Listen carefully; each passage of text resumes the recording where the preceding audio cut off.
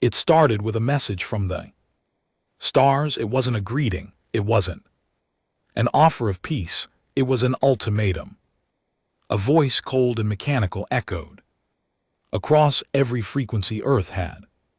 Satellites blinked out, power grid surged, and before the panic even reached the streets, the message played.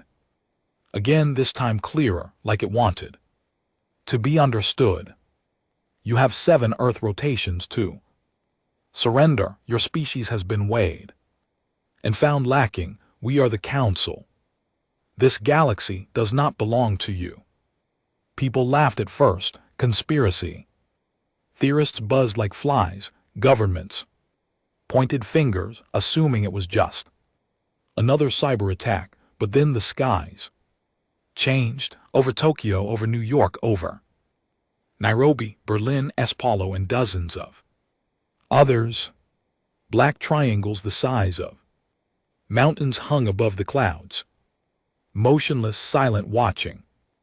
And then they arrived, humanoid in shape but taller, smoother, with silver skin that shimmered like liquid metal. No facial features, no expressions, just black slits where eyes should be. They didn't speak, they didn't have to. They broadcast their presence like a virus, infecting thought. They called themselves judicators, enforcers of a law humanity never agreed to follow. One message followed them: lay down your weapons, disband your militaries, dissolve your nations. Earth is now under intergalactic protection. Resistance will result in planetary correction. Correction, they said, but what they meant was cleansing. The first shots weren't fired by humans. It was them in the middle of the Sahara, when a group of tribesmen refused to abandon their village. A beam of light turned a 10 mi radius into smooth glass. Just like that, the world cracked. Governments fell to their knees. Presidents and generals signed documents they barely understood. Just to buy time, the news spun the truth into soft lies. Peaceful transition of global power. Cooperation with interstellar governance. But people weren't stupid. They knew what was happening. Earth was being colonized, but deep in the shadows, not everyone bowed. It began with a man named Redden, not a general, not a president, just a former shipyard worker from the North Sea who once helped design cargo vessels.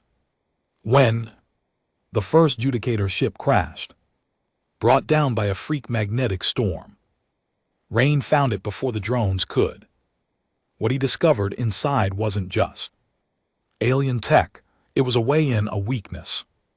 He vanished underground for 6 months. Rumors spread of hidden facilities in Siberia, of mining colonies suddenly gone dark, of freighters heading out to space with stolen parts and no flight plans. And then one day Earth lost a moon, not because it was destroyed, because it was hidden from the dark side of Luna. Massive ship emerged. It wasn't sleek. It wasn't elegant. It was ugly, patched together, armored like a fortress, and bristling with weapons too large to be legal under any planetary code. Engines stolen from mining rigs, weapons from old Cold War silos, plating made of shredded battleships painted on the side in blood-red letters, Black Armada.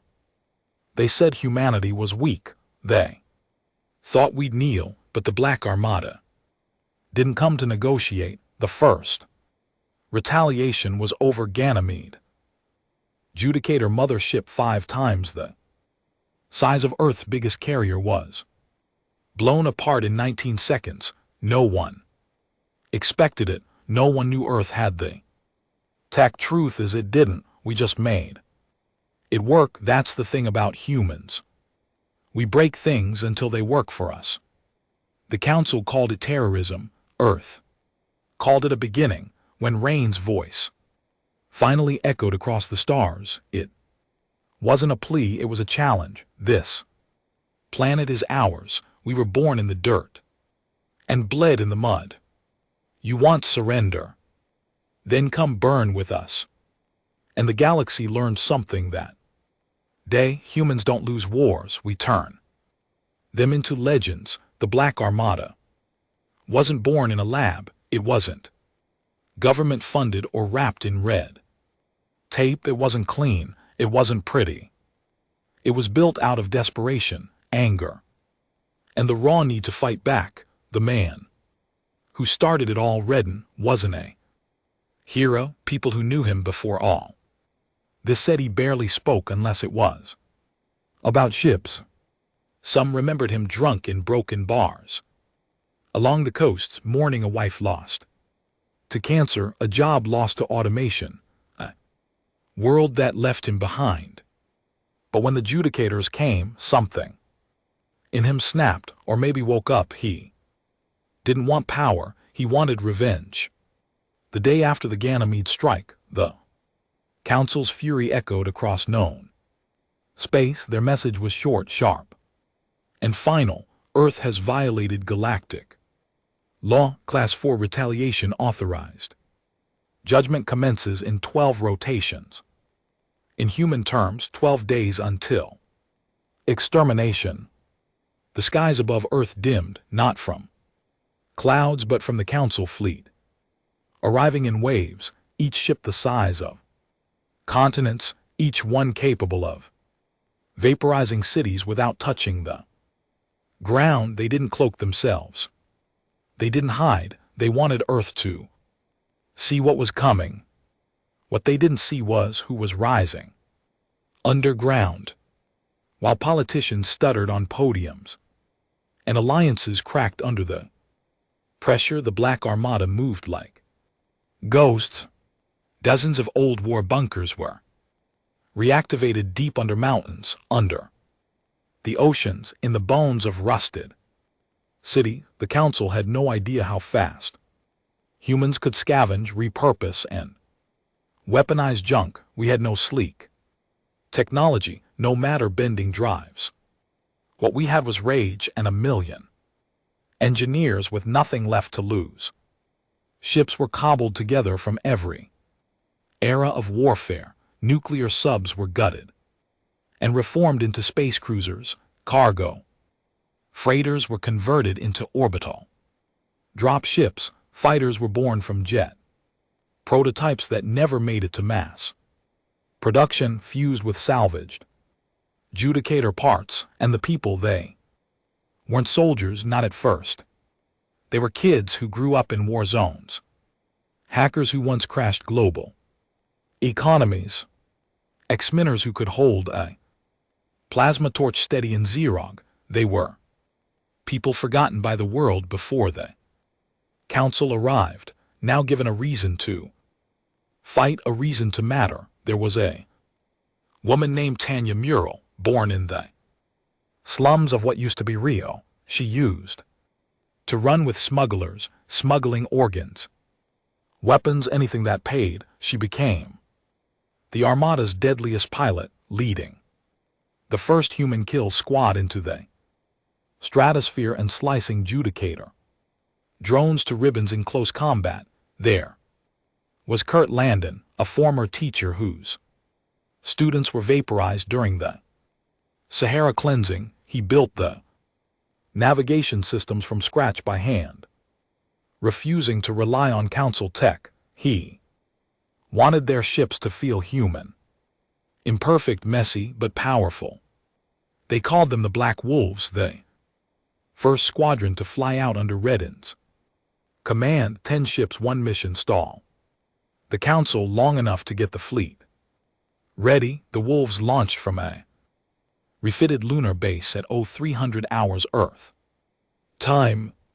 The night before, they didn't get speeches, no goodbyes, just a quiet nod between them as they slipped into their cockpits, knowing they weren't coming back. What followed was a slaughter, but not the way the Council expected. The Wolves didn't fight fair. They didn't follow battle protocol. They dove straight into the hulls of the enemy, crawling along their surfaces like insects, planting homemade imps and fusion bombs right into the creases of their armor. When the first adjudicator carrier exploded above Mars, every sensor in the galaxy lit up. The Council commanders hesitated. Humans weren't supposed to have this kind of capacity. Their species profile said primitive, self-destructive, limited space capability, yet here they were, crippling warships with junkyard bombs and hand-welded torpedoes. Of the 10 wolves, only 3 made it back. Tanya was one of them. Her left eye was gone, her right arm shattered. Her ship barely held together by welded scrap and sheer luck. When she limped back into the hangar, the deck crew just stared. Someone whispered, "We didn't think you'd make it." She spat blood on the floor and growled, "Next time send 20. Word of the wolves spread fast. People who had given up hope started whispering about the Black Armada, the burning moon, the humans who refused to bow. Underground networks activated. Miners on Titan revolted, crashing their rigs into Council fuel lines. A prison colony on Europa turned their slave cuffs into bomb detonators. Refugees in orbit turned cargo stations into battlegrounds. Earth wasn't alone anymore. The Council's control began to splinter. What was once a smooth machine of compliance and order now buckled under the weight of resistance. They didn't understand how quickly humans could unite under pressure, especially when survival was no longer about politics, but vengeance. Back on Earth, the main fleet of the Armada was nearly complete. They didn't have names like Invictus or Redemption or Eternal Flame. No, these ships were christened with the rage of the people who built them: the Hollow Sun, the Bone Wakeake, Widow's Edge, Grave Walker, Hell Nest. Each ship was a scar, reminder of what had been lost and a promise of what was coming. In the center of it all, Redden stood before 1,000 pilots, gunners, engineers, and fighters. He didn't wear medals, just a black coat with grease stains and burns along the sleeves. His face was lined with sleepless nights and broken dreams. But when he spoke, silence fell. "We don't fight for peace," he said. "We fight because they made a mistake. They thought humans were ants to crush. They forgot we build weapons from the bones of our dead. They forgot Earth isn't a world, it's a storm, and now the storm is coming." Cheers follow, just the sound of boots moving to stations. People knew what they had to do. Words were fine, but war didn't wait. By the 6th day, the Council fleet surrounded Earth completely. The adjudicator sent another message: "You have failed to comply. Final phase initiated. Witness the correction of your species." And then it started. They called it the first Cinderfall. 10 adjudicator ships opened fire, not on cities but on the ocean. Their beams boiled the Pacific. Tsunamis rose like fists. Storms that reached into space blacked out satellites. Earth screamed. Millions died in the first hour. Not one Council ship was touched until the Black Armada rose. Every port, every secret launch bay, every hidden hangar exploded with fire and metal. Earth's sky turned into a graveyard of steel. The Council had numbers. The Armada had nothing left to lose. The Bone Wakeake, manned by farmers and mechanics, tore through 2 adjudicator drones before melting in orbit. The Widow's Edge used its last breath to ram straight into a dreadnought, cracking it open like a rib cage. Even children, once hidden in bunkers, now ran tech stations, launching missiles older than they were, missiles that still found their mark. For every ship lost 10 more rows, even in death. Humans fought back, escape pods turned kamikaze, crippled ships were used as decoys to bait the council into minefields. Whole squads took their own lives just to overload reactor cores and drag Judicator fleets down with them. No one expected victory, but they weren't fighting for victory, they were fighting to be remembered, to be feared. The council panicked. Their simulations predicted total human extinction in under a day, but the simulations never accounted for what happened when fear turned to fury, when grief became a weapon sharper than any laser. Day 7 came. Earth was in ruins. The sky glowed red from ship fires. Half the Black Armada was gone. But the council had lost something worse: control. Planets they once ruled began questioning their power. Broadcasts from Earth were picked up in alien colonies, videos of humans fighting with nothing but fire in their eyes, screaming defiance through bloodied lips. Messages started pouring in from the moons of Real. We are with you, Earth. From the ocean world of Xanther, burn the council, we will help. From forgotten slave worlds, mining colonies, rebel clusters, a chorus of resistance rose from the ashes of Earth. It wasn't just a human war anymore. It was a galactic rebellion, and it started with Earth. The Black Armada, crippled and bloodied, stood in the heart of it. A symbol, a warning, a prophecy. They wanted surrender. What they got was a revolution painted in flame, and the galaxy was just beginning to burn.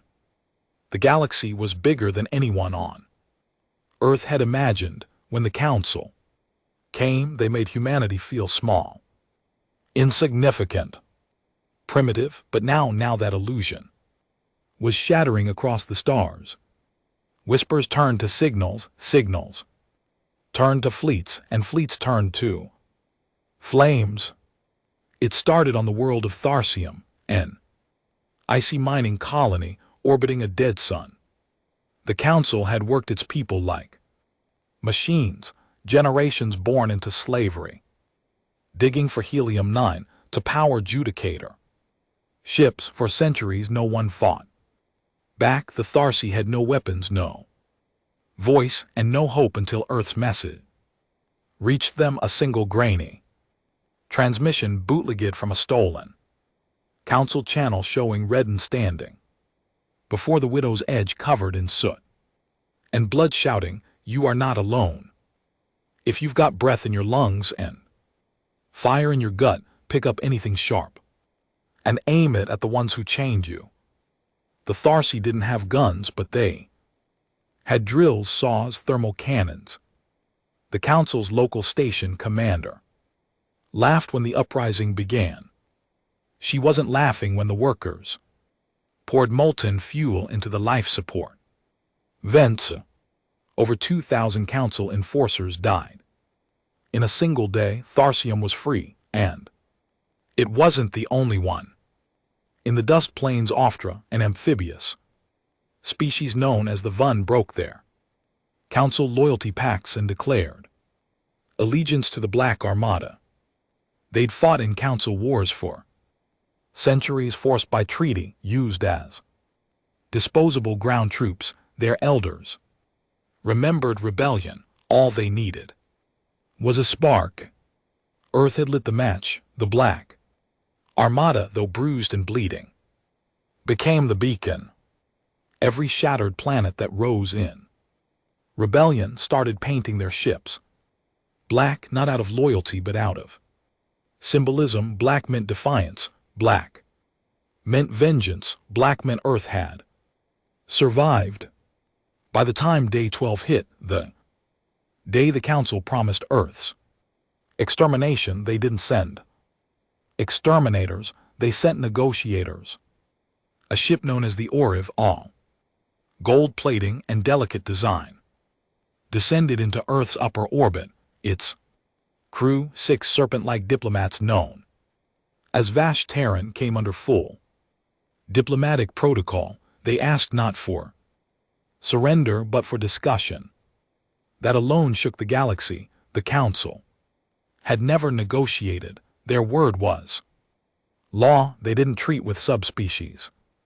But the war had changed the rules. The Black Armada had rewritten the script, with wreckage, corpses, and burning carriers, so now they wanted to talk. Redden didn't greet them with a handshake. He met them inside the gravier with the air thick with fuel and the hum of weapons primed in the walls. Tanya stood behind him, bandaged and scarred, flanked by 3 ex-prisoner turned security officers. The lead Vash Terran bowed its head. We come in the name of stability. Redden didn't blink. You mean control? We seek a ceasefire. Mutual benefit, resources, territory sharing. There is no need for further violence. Reden's voice was cold. You glassed half the Pacific. A strategic misunderstanding. We buried 7 million people in salt and steam. There was silence. Then he leaned in. You want peace now because your fleets are burning. You want order now that you've seen what happens when humans stop surviving and start fighting. But there's no peace left to offer. You made sure of that. The Vash Terran looked nervous. The Council hadn't prepared them for this. Not for a man who didn't want power or alliance, just revenge. You misunderstand our offer. No, Redden said. I reject it. He let them leave alive but made sure their ship was tagged 3 hours later as it rejoined the Council formation near Jupiter. A signal activated from inside its hull. Parasite drone, silent, deadly, broadcasting every movement, every conversation, every piece of encrypted communication. The Black Armada didn't need peace. They needed targets. Across the galaxy, rebellions began organizing, not just sporadic attacks anymore, but coordinated strikes. Network emerged, not centralized, not structured, but unified by fury. They called it the burn chain. At its center, Earth; at its heart, the Armada. Every transmission came through what was once an old Earth radio tower buried Alaska, now upgraded with alien tech and encrypted protocols. From there, Tanya ran most of the coordination. She barely slept, eyes bloodshot, fingers tapping over rusted keys. Veltra wants to hit a logistics center near Dross Prime. She barked over comms. Tell him to wait. We're softening the shields first with Hell Nest's fusion cannon. Tharsium reports they've captured 3 Council scientists. Tell them extract tech, then make a public example of them. No mercy. Repeat, no mercy. She looked up. You heard me. This wasn't a clean war. This was old school, dirty rebellion. Meanwhile, the Council scrambled. Their fleets were overstretched. Their allies were defecting. Their vassal worlds, once compliant, now rioted in the streets. What once was an empire of perfection now crumbled under its own arrogance. Worse still, fear spread through their elite ranks, not fear of Earth but fear of what Earth had taught the galaxy. That no species had to kneel. That fear could be turned into firepower. That one planet of savages could rip apart a civilization that had ruled for 10,000 years. The Council tried propaganda. They broadcast lies. Earth's rebellion is fueled by dark science. The Armada infects minds with hate. Peace is the only future. But the problem was too many people had seen the truth in real time, in real blood. Footage of Widow's Edge flying into a dreadnought at point blank, recordings of miners on Tharsium cheering as their chains melted, images of young pilots painting their faces black before battle. Truth wasn't a weapon, it was a virus. And it was spreading fast. On the 13th day, something changed from the far edge of the galaxy, beyond any known system. A signal arrived, cracked, distorted, almost missed by everyone. But the Armada's deep signal team caught it, filtered it, cleaned it up. It was a warning. A small, terrified voice in broken galactic code. We were the first. We fought them 10,000 cycles ago. They did to us what they tried to do to Earth. We lost. We thought hope was dead, but now we are coming. Tell Redden we remember. We are still here. The signal was traced to a dead system, blacklisted in every council archive. A world called Eluan wiped from maps, and yet life remained. Tanya read the report and slammed her fist into the console. Redden needs to see this. He was already standing behind her. You think it's real? She asked. Redden's eyes narrowed. It's not about what I think.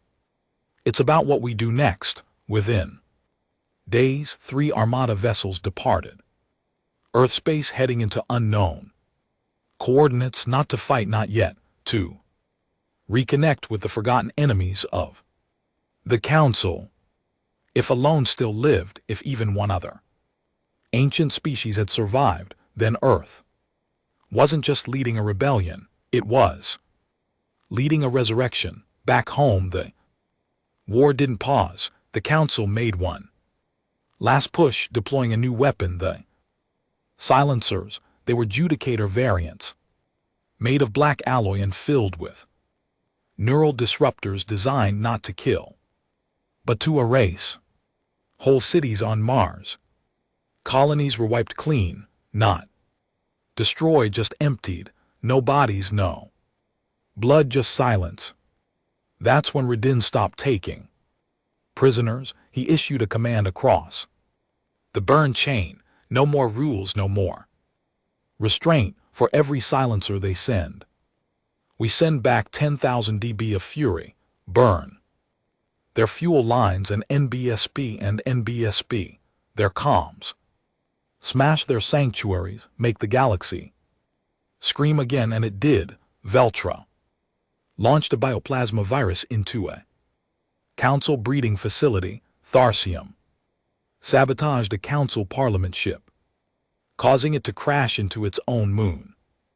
Earth's own fleet tore down a Council citadel orbiting Saturn, its pieces burning like falling stars. The galaxy didn't just burn, it screamed with justice. 1 month after Earth's refusal to surrender, a new map was drawn, not by politicians or empires, but by ashes.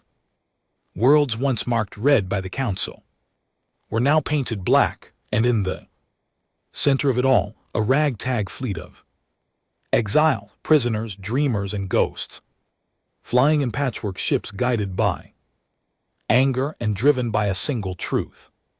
Humanity will never kneel again, not to kings, not to gods, and not to any Council who dares demand surrender. The journey to Eluan wasn't fast. The coordinates came buried in ancient code. Fractured and incomplete, the system didn't show up on any standard Council map. It was erased, not just hidden, but deliberately wiped from memory. What little they found pointed to a dark part of history, one even the most rebellious aliens whispered about with fear. The Council didn't forget Eluan, they buried it, and that made it worth finding. 3 ships made the journey, the Hollow Sun, Hell Nest, and Witchwake. None were in perfect shape. They'd been through battle after battle. Their crews were patched up with grit and stubbornness, barely holding together. With duct tape engineering and scavenged reactor cores, but they had one advantage: they knew how to survive. Where others didn't, Tanya commanded the Hollow Sun herself. She insisted on it. Said she wasn't about to sit behind a desk while someone else walked into ancient darkness. She hadn't slept properly in weeks, and her scars still hadn't healed. But it didn't matter. She needed answers. They all did. Because this wasn't just about winning a war anymore. It was about understanding the enemy, and to understand them, they had to meet the ones who'd faced them first and lost. The trip took 17 standard days through Council blacklisted space, and every jump threatened to tear the ships apart. Cosmic storms, gravity shears, black holes that hadn't been mapped in any modern stellar log. This region of the galaxy was a graveyard. Burnt-out stars floated like skeletal remains. Frozen planets drifted through vacuum silence, their surfaces still etched with blast marks from wars no one remembered. The closer they got to Alan, the darker space became. Tanya stood in the bridge of the hollow sun, staring out the viewing panel. It was quiet. Too quiet. Anything? She asked. Her second in command, a sharpied woman named Villain, replied, no transmissions, no energy signatures, no life signs. Tanya frowned. They sent a signal. They're alive, or they were. When they finally broke through the cloud of magnetic static surrounding Alolan, everyone on board went silent. The planet looked wrong. It didn't rotate. It hung in space like a dead eye, gray, cold, surrounded by shattered moons and burning asteroid fields. Its surface was scarred, cracked, bleeding. Rivers of black liquid that shimmered unnaturally in the light of its dying star. But there were structures, towers, bridges, cities built into the bones of mountains, all broken and leaning like they'd been frozen mid-collapse. No movement, no lights, no life. Are we too late? Someone whispered. Tanya said nothing. She stared at the largest structure, a spike of metal rising from the center of a crater bigger than any building on Earth and still glowing faintly. She leaned forward. Prep. The drop teams were going down. Surface of Alan felt heavy, not just physically, though gravity was off by a few percent, but emotionally. Like the planet remembered pain and wanted to share it. The air was breathable but tasted metallic like rust and ash. Black sand shifted under their boots as the crews moved out, weapons drawn. Split up, Tanya ordered, groups of 5. Keep visuals up, don't trust anything. The teams fanned out across the ruins, scanning for any trace of life. It didn't take long before they found it. One of the Hell Nest recon groups stumbled into a chamber beneath the spike tower, half flooded with dark water. Symbols lined the walls, pulsating dimly in rhythm with a pulse that seemed to beat from under the ground. Not technology, not biology. Something in between. And then the water moved, not from disturbance, but like it was being pushed aside. From the depths, a figure rose, tall, slender, its body covered in gray, laced armor that looked grown, not forged. Eyes that weren't eyes, just orbs of light in deep sockets. Its voice echoed without sound, broadcasting directly into their minds. You are late. The team froze. No one raised a weapon. Tanya arrived moments later, breath catching in her throat. When she saw it, not fear, just awe. You're Alonian. The being nodded slowly. We were Ellen before the council made us ghosts. Its name was Oryx. it wasn't alone. Beneath the surface of the dead world, deep in cryochambers and lightless vaults, hundreds of Elune survivors remained in stasis. Oryx was there. Sentinel, the last one awake, tasked with waiting for the signal that had now come from Earth. We fought the Council before your son was born, Oryx said. We built weapons they had never seen. We killed their gods, we broke their treaties, and they erased us. Tanya leaned against the cold metal wall. How'd you survive? Not by winning, Oryx said, by hiding. He showed them. Projectors lit up the walls with memories, battles fought in burning nebulae, armadas that made the Black Armada look like rafts, and Alan fought hard, harder than anyone had. They created the first anti-council coalition, a united force of 7 systems sworn to never bow. They lasted 6 years, and then the council brought out something darker.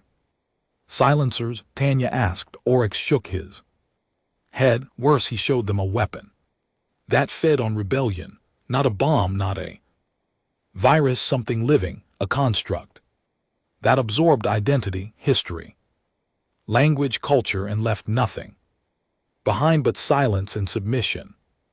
We called it the bleeding memory, Oryx said. It was how they erased us. Tanya's fists clenched. Why call to us now? Oryx looked at her, light glowing softly from within his armor. Because you did what we couldn't. You made them bleed. It took days to convince Oryx to awaken. The others, he was afraid. Afraid that if they rose too fast, the council would detect them and come to finish the job. But Tanya wasn't leaving Elune without allies. We didn't come this far to find ghosts. She told him, we came to build an empire, and we need yours. Oryx stared at her for a long time, then finally said, then let us wake the dead. One by one, the Elune survivors emerged, weak at first, disoriented, but still filled with the fire they once carried. Scientists, soldiers, philosophers, builders. Their technology hadn't aged like Earth's, even after thousands of years in stasis. Their weapons could still melt a moon. They pledged allegiance not to Earth but to the fire Earth had started. And when Tanya sent the signal back through the burn chain has risen, the galaxy shook. The council intercepted it. They panicked because the last time Alan stood, it took 7 systems to bring them down. And now they stood with Earth. By the time the hollow sun, Hell Nest, and Witchwake returned to Earth, the sky was no longer just filled with human ships. Armadas from Veltra, Tharsium, and dozens of rebel cells had gathered in orbit, waiting, preparing, building. And now Alan's black and silver vessels joined them, sleek, predatory, humming with ancient energy. Redden stood in the command bay of the Grave Walker, watching it unfold. For the first time in months, he smiled. We're not fighting a war anymore, he said. We're building a new galaxy. The day the first Black Armada fleet crossed into council space was marked in blood and silence. No cheers, no ceremonies, just cold steel, steady breathing, and weapons humming with barely restrained fury. Earth's skies, once dark with enemy ships, now shimmered with black painted fleets from 100 rebel worlds. Above the ashes of ruined cities and boiling oceans, they had built something terrifying, a coalition without politics, forged only by pain. The alien had delivered more than ships. They brought history, secrets the council thought dead, coordinates to fuel depots, weaknesses in Judicator armor, flaws in council strategy that had once taken centuries to discover, all now in The hands of rebels. The moment had come. Phase 1 break. The spine, the target was Rixid 4, a supply nexus for the entire Eastern Council quadrant, the beating heart of their logistics network.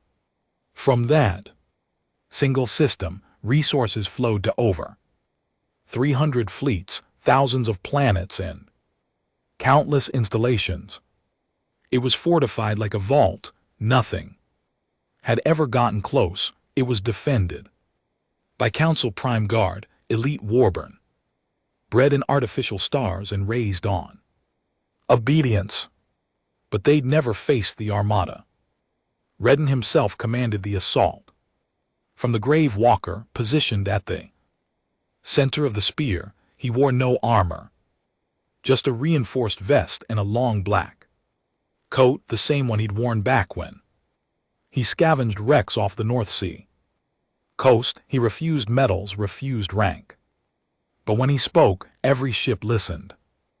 All of us were broken once, he said, his voice calm over the comms. By them. They took our families, our homes, our language, our futures. This isn't about survival anymore. This is about reclaiming what they tried to erase. Today we don't just fight for Earth, we fight for every world that forgot how to scream. There was no dramatic launch, no music, no final countdown, just a quiet order. Burn everything that feeds them, and the fleet moved. Rixid 4 was a jewel, its orbit filled with shimmering stations, and orbital cranes the size of small cities. Trade routes spiraled out from it like veins. Automated haulers patrol. Drones and energy conduits ran across its skies in perfect order. For centuries it had been untouched, a symbol of Council supremacy, a monument to invincibility. The Armada tore through it in 11 minutes. It wasn't just brute force, it was strategy, human Veltron. Alun minds had merged into something the Council couldn't predict. They fought dirty, they jammed nav signal, turned Council AI against its own, flooded systems with viral sub routines that made defense grids fry. Their own targeting systems. Witchwick led the first charge, diving headlong into the lower orbit defenses, while spewing out stealth pods full of saboteurs. The Hollow Sun, repaired and reborn, hovered in low orbit, launching barrage after barrage of kinetic slugs wrapped in plasma.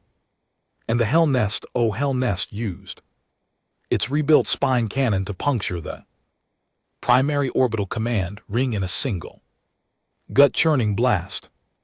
1 second it was there, the next, a slow explosion blossomed across the sky, like a red sun dying. When Tanya Morell's squadron breached the main control tower, she found nothing but chaos.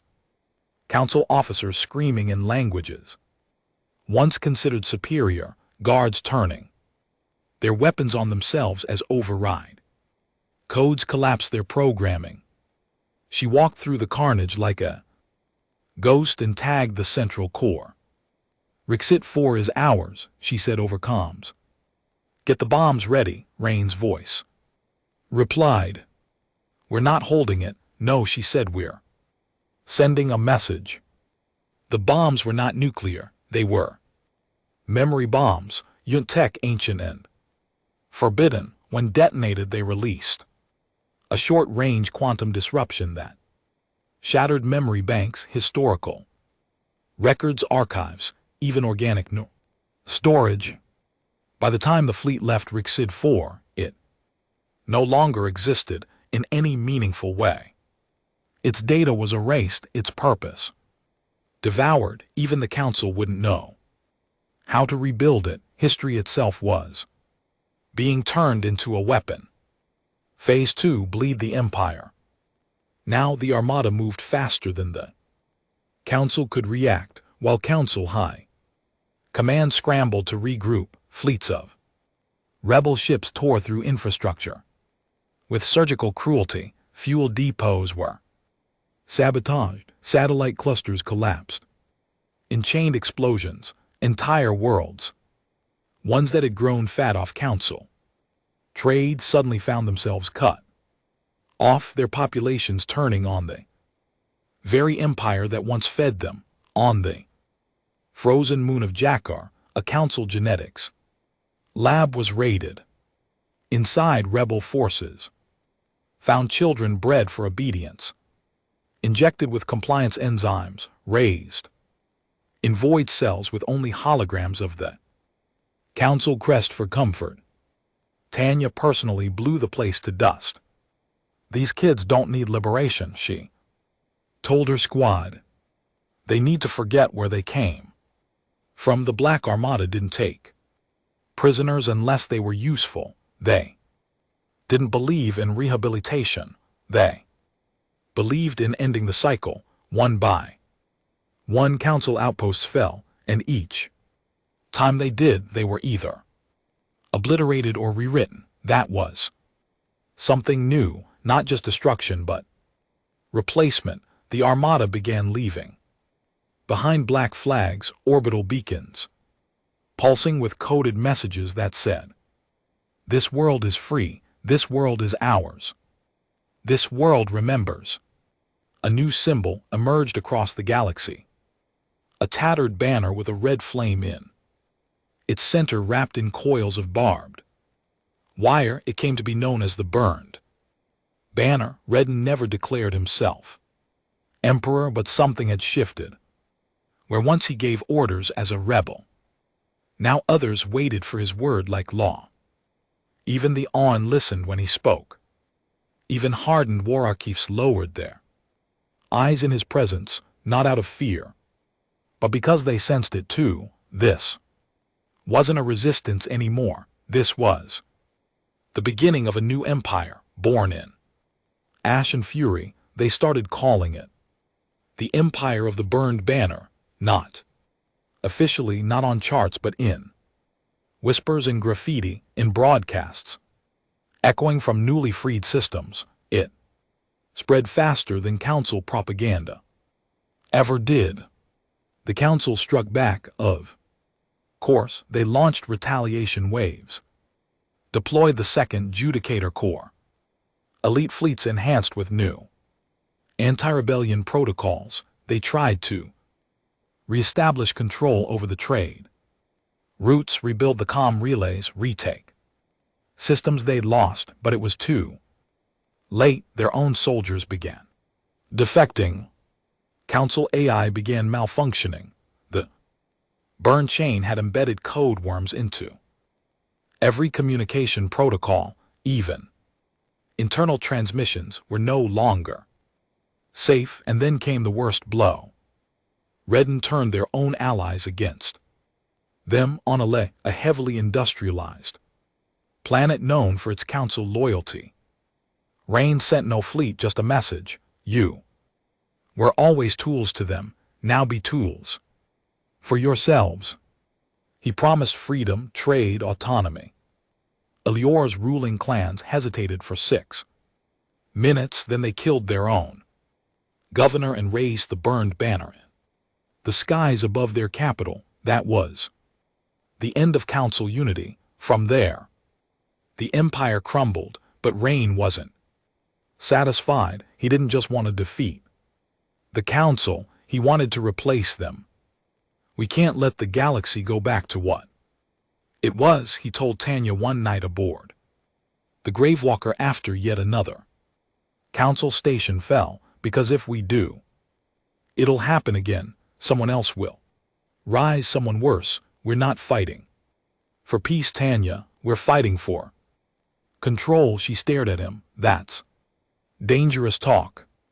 I know, he said. He didn't blink. But I'd rather build a brutal order that remembers pain than let this galaxy forget what fire tastes like. She didn't argue, because deep down she agreed. They weren't just survivors anymore. They were the new architects of power. By the Time the council realized what was happening. Their own territories had fractured into chaos. Regional governors declared themselves kings. Supply lines vanished. Their war machines stopped working, not from sabotage but because they no longer believed in the war. The Black Armada began the final phase. Phase 3, collapse. But it wasn't about destruction anymore. It was about assimilation. Instead of burning cities, they offered loyalty. Pacts, worlds could join the empire of the burned banner, keep their traditions, their culture, their identity, as long as they remembered who saved them. It was psychological warfare on a galactic scale, and it worked. Even species who once feared humans now looked to them as the only ones who had stood and survived.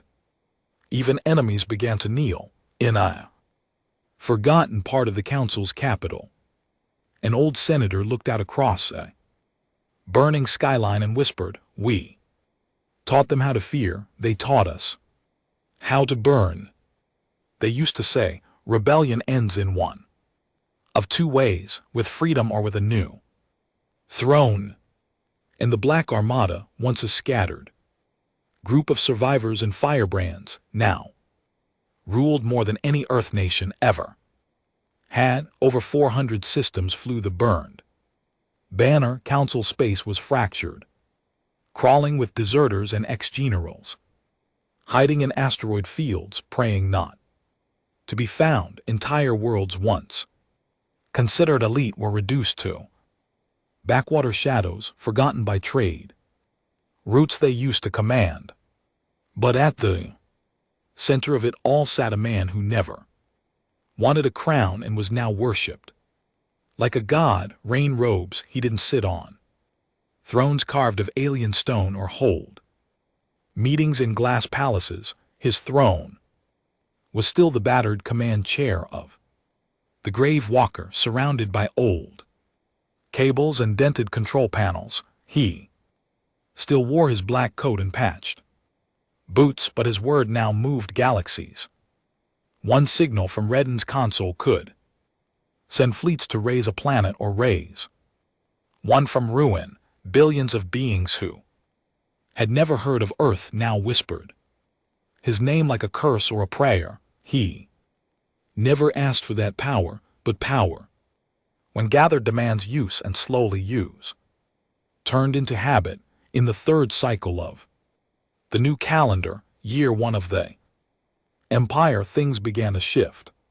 Not violently, not suddenly, but like a hairline fracture running under a wall, unseen until the foundation starts to crumble. The first sign came on Thorny's, a newly liberated moon, rich in mineral salts used for fusion fuel. Its people had fought alongside the Armada, helping destroy Council shipping lanes. But when a human-led construction fleet arrived to stabilize operations, they found resistance. Thorny leaders wanted independence, trade, a say in how their resources were handled. They didn't want occupation.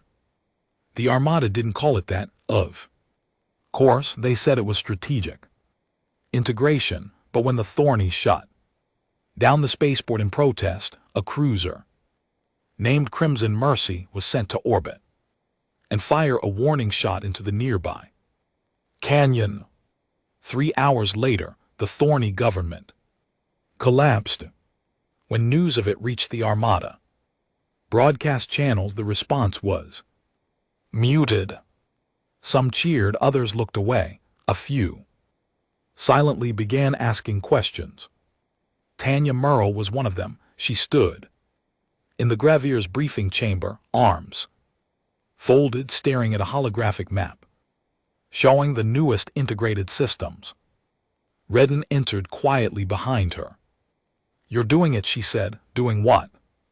"Turning this into exactly what we fought against." Redden didn't flinch. "We gave Thornies every chance. They wanted to cut us out, start hoarding Resources while our fleets are still at war on the rim. I made a call. You bombed civilians. I sent a warning. You blew open a canyon that flooded a city. Rain walked past her and tapped a button, zooming out the holograph. This is the galaxy now. It doesn't run on hope, it runs on order. The council burned because they forgot that. I'm not going to. Tanya narrowed her eyes, and when we forget it, he turned to her. I haven't forgotten anything. I remember every name on the wall in Sector 9. Every kid we lost in the second Judicator strike. Every planet that begged for help and was told, submit or starve. So now we're the ones deciding who eats. We're the ones keeping them from killing each other while we rebuild. She shook her head. You sound like them. Silence stretched between them. I sound like someone who survived, he said softer now, and I don't want to do this forever. I want to finish the war. Then I'll step down, but until then we hold the line. Tanya didn't answer. She didn't salute either. She just walked away. Elsewhere in the Empire, others started to notice the shift. In Veltra once Earth's fiercest ally, protests broke out after human trade officials forced out local leaders under suspicion of disloyal behavior. The Veltron general, Sarek of the Ember Pools, sent a transmission to the Armada High Council. We joined the Black Armada to be free from the yoke, not to exchange one collar for another. He was ignored. A week later, Sarek's capital experienced a communications blackout, during which human forces resecured the administration. The burned banner still flew in the sky above the city, but now it felt heavier. Redden, for his part, didn't celebrate the victories anymore. He worked in long stretches of silence, reviewing threat reports, territory assessments, recruitment requests. He slept only when his body demanded it. He didn't smile, he didn't laugh, he carried the whole damn thing on his back, and some days it felt like he could hear it cracking. The war wasn't over. Council remnants had pulled back into the null zone, forbidden cluster of systems beyond the galactic rift. There they regrouped under a new banner, one of restoration. Their broadcasts were quieter now, more humble. They called themselves the Order of Origin. They claimed they didn't want the old council back, they just wanted balance. But Rain didn't believe them. The second we stop watching them, he told his inner circle, they'll start breeding another fleet, another army, another silencer strain. So he kept pushing, kept ordering strikes, kept absorbing systems, kept pulling more and more worlds into a galaxy held together by fire and fear. And somewhere along the way, even those closest to him stopped calling him Redden. They started calling him Commander of Flame. He didn't correct them, but inside the cracks something else stirred, a movement. Not loyal to the council, not loyal to Earth, something in between. They called themselves the Ashper. They were rebels to both sides. They believed the council had been tyranny and the Armada had become empire. They wore no insignia. They didn't broadcast. They attacked quietly in the dark, striking Armada outposts, assassinating supply officers, freeing indentured worlds on both sides.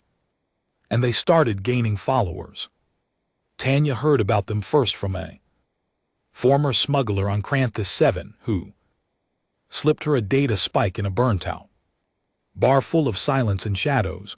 It's not over, he whispered. They think it is, but the fire ain't clean. It leaves embers, and sometimes embers grow The spike contained coordinates, a remote moon in the Varick Belt. Tanya didn't tell Redden. She went. Alone, when she arrived, she found something she hadn't felt in years. Hope, real hope. The Ashbourne weren't organized. They weren't armed to the teeth. They didn't have super weapons or warships, but they had something stronger. Conviction.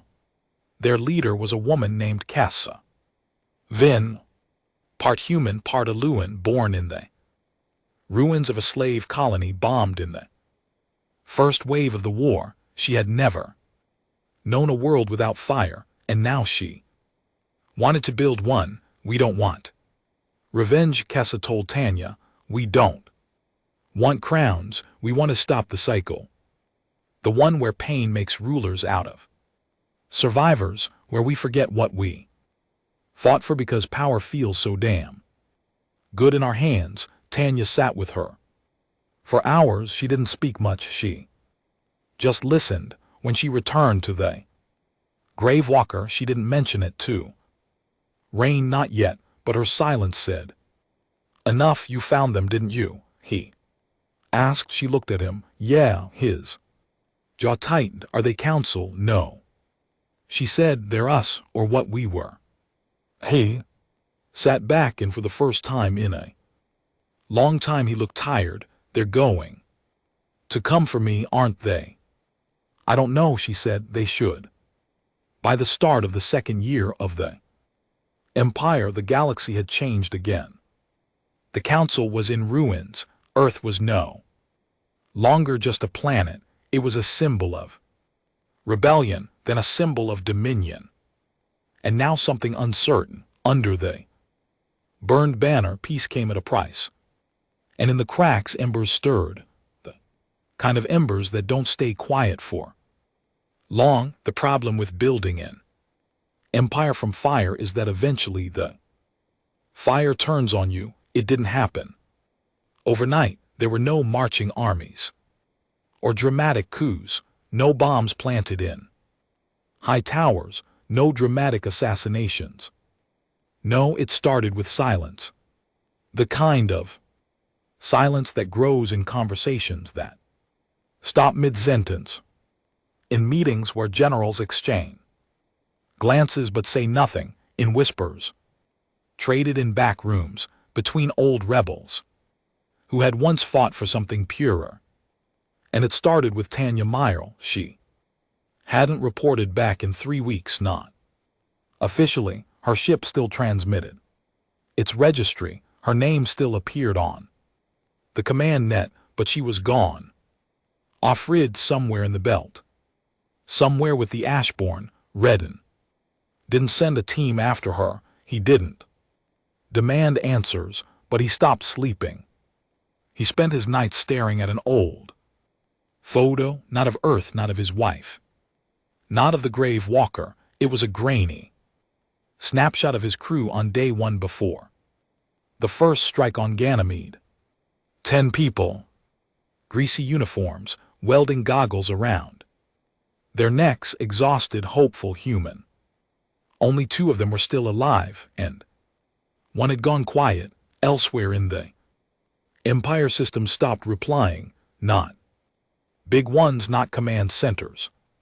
The fringe worlds, the places far from Earth, barely touched by Council presence before the war, places that joined the Armada out of hope and were now wondering if they'd traded one cage for another. At first the disappearances were blamed on rogue Council holdouts, then on pirate resurgence, then on Ashbourne interference. But the truth was simpler, colder. People had started to opt out. They weren't revolting, they weren't resisting. They were just leaving, turning off their beacons, shutting down their ports, refusing to send resources, declaring local sovereignty, and hoping the Empire was too stretched to bother. And for a while they were right. The Armada couldn't keep up. Too many systems, not enough loyalty, not enough fighters who still believed in the Mission belief was fading, and when belief dies, empires die with it. The tipping point came on the world of Orin. 5, a water-rich gas giant moon that had served as a black Armada fuel depot. Since the first orbital victories, its people were quiet, efficient, loyal. They never complained until they did. It started with a labor strike, the first. In Armada territory, they wanted autonomy, local elections, a say in fuel distribution. The Armada Council, a body that had become more ceremonial than functional, tried to delay the issue. Redden sent a compromise offer, minor trade privileges, in exchange for full compliance, or in 5 rejected it. So Redden made a decision he hadn't. Since the early days of the war, he sent a dreadnought, the Witchwake, once a symbol of rebellion, now a tool of compliance, entered orbit and began disabling communications, ports, and civilian access towers. Not bombing, not yet, but making it clear you don't disobey Earth. That's when it happened. Someone fired back, a ground-based cannon, ancient tech, held together by rust and desperation, tore through the Witchwake's outer hull and sent it limping out of orbit. It was symbolic, more than strategic, but it was enough. Enough to prove that Earth wasn't untouchable anymore, enough to remind the galaxy that fear doesn't last forever, and most of all enough to show the Ashborn that the time had come. First public Ashborn broadcast went out. 12 hours later, a cracked low bandwidth transmission echoing across neutral frequencies, bouncing off abandoned Council satellites, amplified by rogue Veltran towers. Kessin stood in frame, dressed not in armor but in plain clothes, patched, lived. In real, she didn't shout. She didn't threaten, she simply spoke. The fire saved us once, but now it consumes. We honored Earth's pain. We fought for their survival, but this is not survival, this is conquest, and we will not kneel again, not for crowns, not for flags, not for ghosts wrapped in flames. It was less than a minute long, and it shattered 4 sectors overnight. Because Kessa didn't just speak to rebels, she spoke to the ones inside the Empire, the ones who still remembered what it meant to fight for something instead of under something, and her words hit like an orbital strike. Tanya returned 3 days later. She didn't sneak back, she didn't hide, she docked at Earth's high orbital ring, still scorched from the early battles, now functioning as the Armada's central hub, and requested an audience. They gave her one. The command chamber was emptier than usual. Redden stood alone at the table. Tanya entered, helmet under her arm, eyes heavy. Been a while, he said. Not long enough, she replied. Silence, then he nodded. You're with them. I am. You're not here to explain that, are you? No, he stared at her for a long moment. I'm not going to arrest you. I know. I'm not going to stop you. You will. She stepped closer. You always do. That's the problem. He swallowed hard for the first time. His voice cracked. I built this so we wouldn't have to kneel again, so Earth wouldn't be a punchline in some aliens data archive. I didn't ask for this crown. No, she said, but you've worn it for too long. I didn't mean to become them, but you did. She placed a data spike on the table. Full coordinates of the Ashborn fleet. Our leadership, our outposts, our encryption, everything. His eyes flicked to it. You're turning yourself in. I'm giving you a choice. What choice? She met his eyes. Let us go. Silence.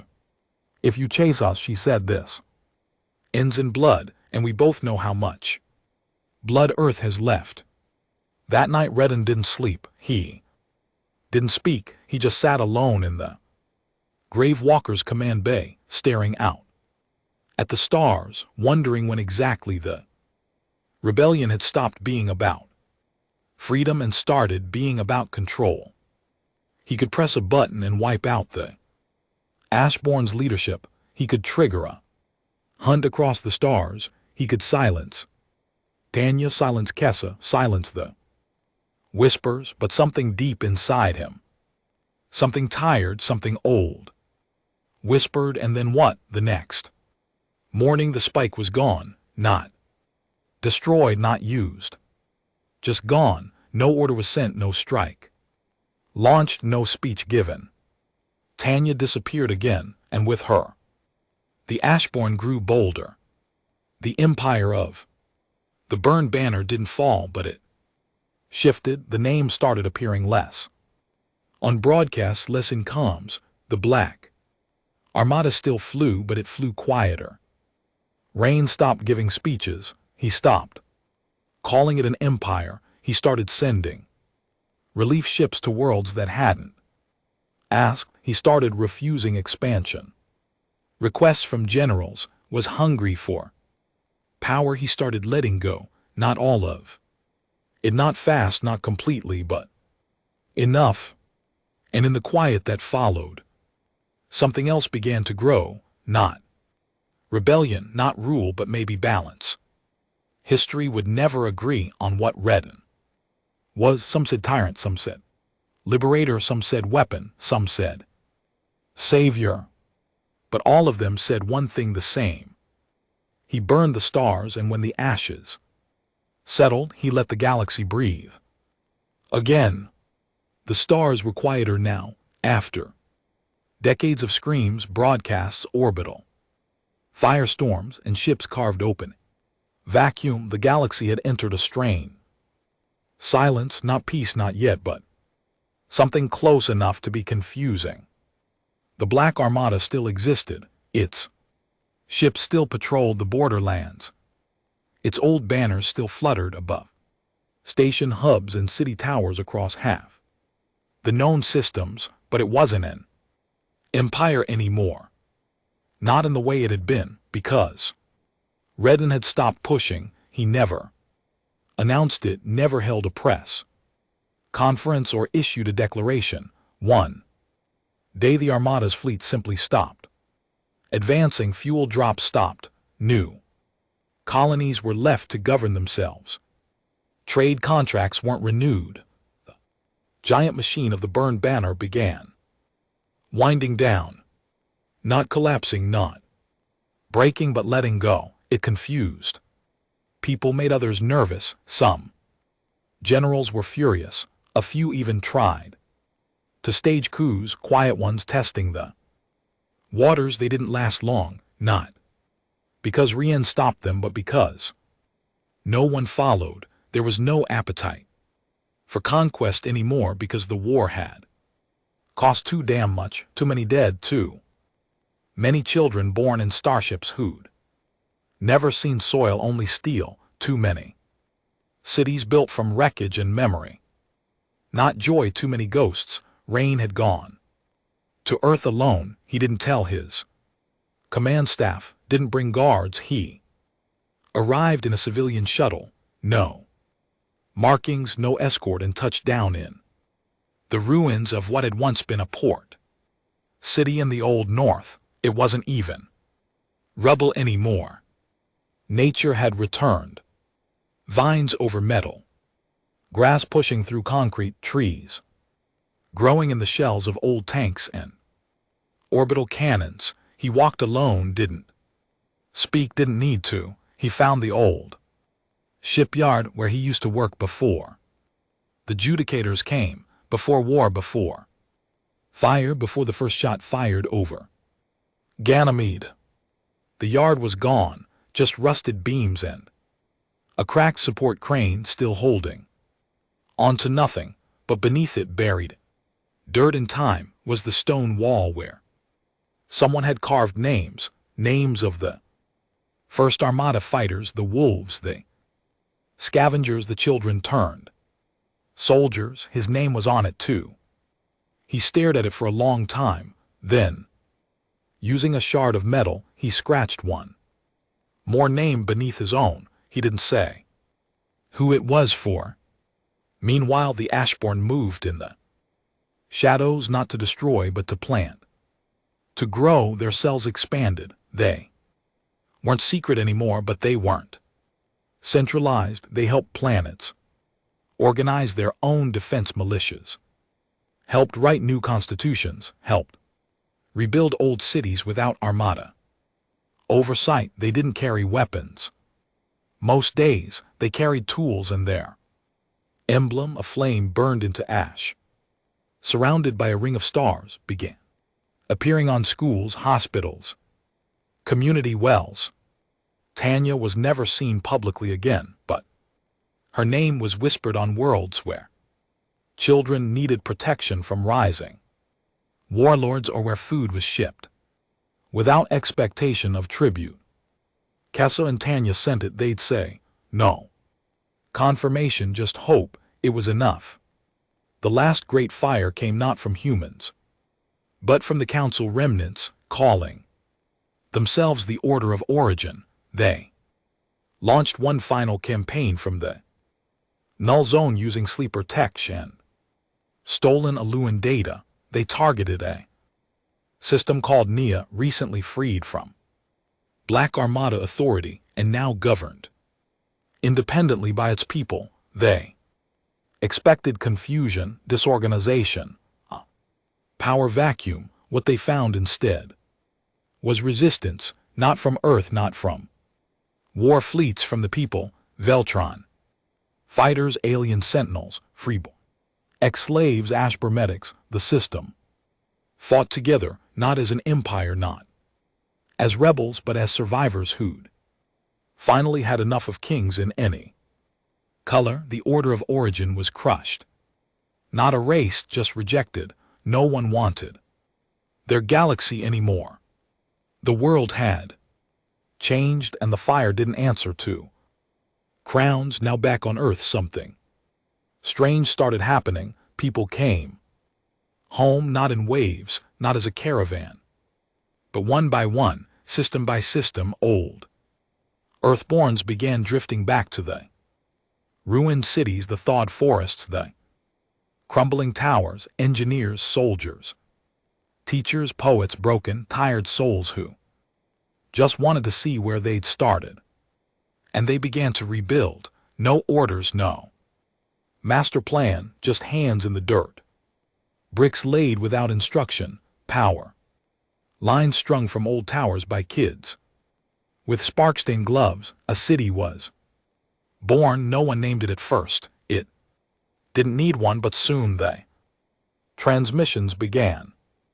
Outpost Hope, that's what they called it. A little arrogant, a little naive, but it stuck, and others followed. Outpost, Second Light, Settlement, Emberfall, Haven, Ashroot, and then finally New Earthrise. Redden never returned to power. He remained on Earth, quietly living in the shadow of the reborn city. People found him now and then, usually kids who had grown up hearing stories. They expected a giant, a warlord, a god. They found an old man in a coat sweeping ash from stone steps, eyes tired but not cruel. Some asked for wisdom. He gave them silence. Others asked if he regretted it. He gave them a quiet nod.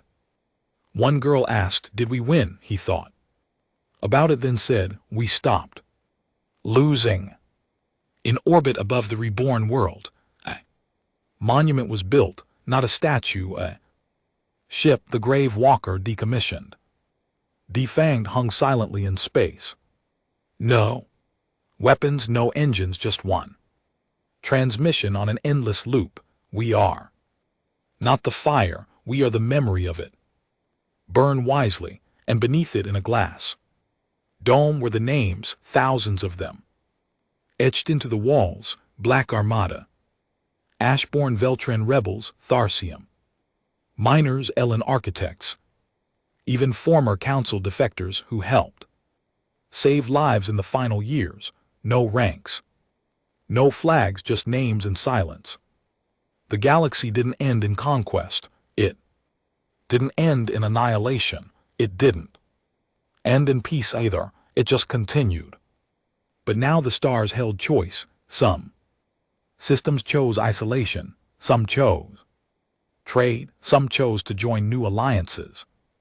Fragile and uncertain, but there's Earth became less of a capital and more of a story, a myth whispered across colonies and transport bays. There was a time they demanded Earth's surrender, and Earth said no, and then everything burned.